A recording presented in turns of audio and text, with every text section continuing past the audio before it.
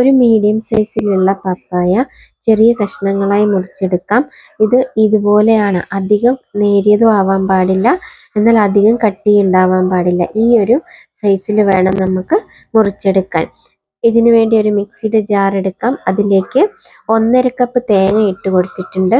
ഇത് നന്നായി 1/2 കപ്പ് വെള്ളം ഒഴിച്ചിട്ട് നന്നായിട്ട്, അതായത് മഷി പോലെ നല്ല ഇതിൽ അരച്ചെടുക്കണം. അങ്ങനെ നമ്മുടെ തേങ്ങയെല്ലാം തന്നെ നല്ല മയത്തിൽ അരച്ചെടുത്തിട്ടുണ്ട്.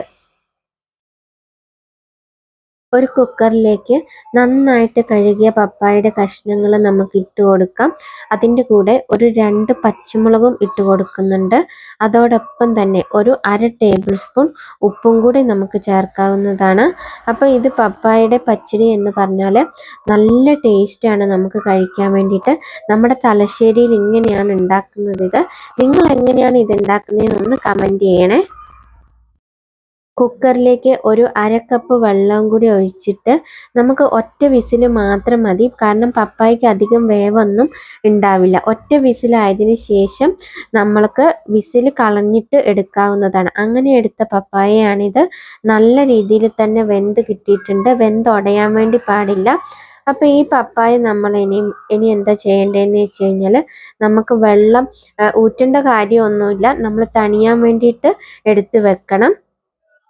അങ്ങനെ നല്ല രീതിയിൽ തന്നെ ഇത് തണിയണം. അതിനുശേഷം ഇതിനകത്തേക്ക് നല്ല മയത്തിൽ അരച്ച തേങ്ങയും അതിൻ്റെ കൂടെ തന്നെ ഒരു 1/4 കപ്പ് തൈരും കൂടെ, അധികം പുളിയില്ലാത്ത തൈരാണ് ഇതിനകത്ത് ചേർത്ത് കൊടുത്തിരിക്കുന്നത്.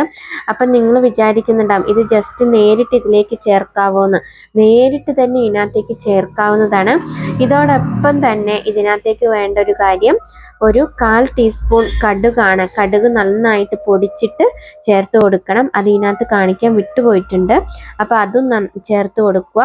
അതിനുശേഷം നന്നായിട്ട് മിക്സ് ചെയ്ത് കൊടുക്കണം. വെള്ളം ഒരു 1/2 കപ്പ് വെള്ളവും കൂടെ നമുക്ക് ചേർക്കാവുന്നതാണ്. അപ്പം നല്ല രീതിയിൽ തന്നെ ഇത് കിട്ടിയിട്ടുണ്ട്.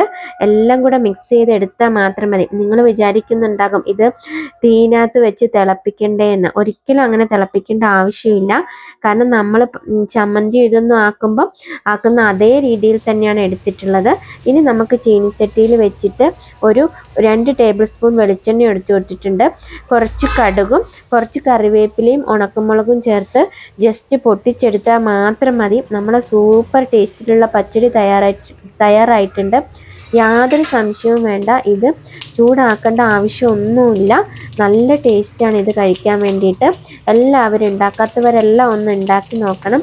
അപ്പം നമ്മുടെ വീഡിയോ സപ്പോർട്ട് ചെയ്തതും സബ്സ്ക്രൈബ് ചെയ്തതുമായ എല്ലാവർക്കും, ലൈക്ക് ചെയ്തവർക്കും എല്ലാവർക്കും ഒരുപാട് താങ്ക്സ് ഉണ്ട്.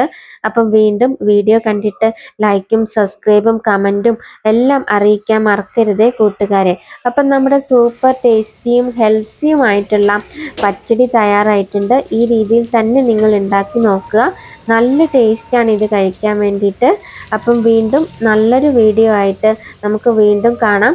അപ്പോൾ എല്ലാ രീതിയിലും ആയിട്ടുള്ള നല്ല വറുത്തിട്ട് കഴിയുമ്പോൾ തന്നെ അതിൻ്റെ കളറ് കണ്ടോ, നല്ല തൂവെള്ള കളറാണ് അതിന് കിട്ടിയിരിക്കുന്നത്. അപ്പം നല്ല ടേസ്റ്റിലുള്ള പച്ചടി എല്ലാവരും ഉണ്ടാക്കി നോക്കിയിട്ട് കമൻറ്റ് അറിയിക്കുക. നല്ലൊരു വീഡിയോ ആയിട്ട് നമുക്ക് വീണ്ടും കാണാം.